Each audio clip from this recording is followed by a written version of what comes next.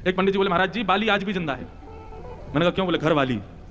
बोले जैसे बाली का स्वभाव था, कितना भी बड़ा योद्धा आ जाए उसकी आदि शक्ति उसमें चली जाती थी, ऐसे ही पति कितना भी बलशाली बनता हो, कितना भी ऐश्वर्यशाली, कितना भी बड़ा डीएम एसडीएम या फिर क्या बोले उसको नेता महानेता कुछ भी बनता हो, लेकिन जैसे बाली के सामने जाती आदि शक्ति चली जाती थी, ऐसे ही पत्नी के सामने जाते ही वो आधा हो जाता है। अब मैंने कहा भैया हमारा अनुभव तो नहीं है इस बात में, आपका ही होगा। वो बोले महाराज बाली आज भी जिंदा है। किस रूप में? घर वाली। विनोद की बात है।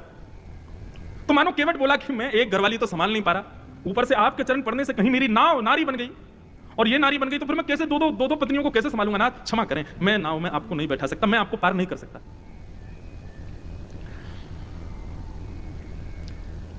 अब यहां पे बहुत सुंदर बात है।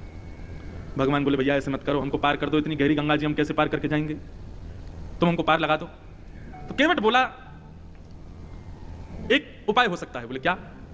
आप मुझसे कहिए कि जाओ तुम मेरे पांव धो लो, आप आज्ञा दीजिए कि तुम मेरे पांव धो लो, मैं आपके पांव धोऊंगा, एक एक कण भी आपके पैर में लगा नहीं रह जाना चाहिए, मैं सबको धो डालूंगा, उसके बाद आपको अपनी नाव में बैठाऊंगा, एक एक कण आपका निकाल दूंगा, आपके चरण में कहीं एक आध भी कण रह गया तो मैं तो कंगाल हो जाऊंगा महाराज, इसलिए आप आज्ञा करो कि तू मेरे चरण धो। अब यहां पर मेरा प्रश्न मन में उठा कि भैया ये भगवान से ऐसा क्यों बोला कि आप आज्ञा करो? सीधा कह देता कि मैं आपके चरण धोऊंगा उसके बाद आप बैठ जाना, लेकिन कहता आप मुझे आज्ञा दीजिए कि जाओ केवट तुम मेरे पांव धो लो, मैं आपके पांव धो लूंगा, उसके बाद आपको बैठाऊंगा। भगवान की आज्ञा क्यों मांग रहा है? तो इसके पीछे एक कथा बताई गई। बोले कि भैया ये केवट जो है ये पूर्व जन्म का कछुआ है, और भगवान जब क्षीर सागर में अपने शेषनाग पर पौड़े होते थे, लक्ष्मी चरण दबाती थी, तब जलचर जीवों की इच्छा होती थी हम भी भगवान को जाकर के प्रणाम करें, हम भी भगवान को जाकर के दंडवत करें।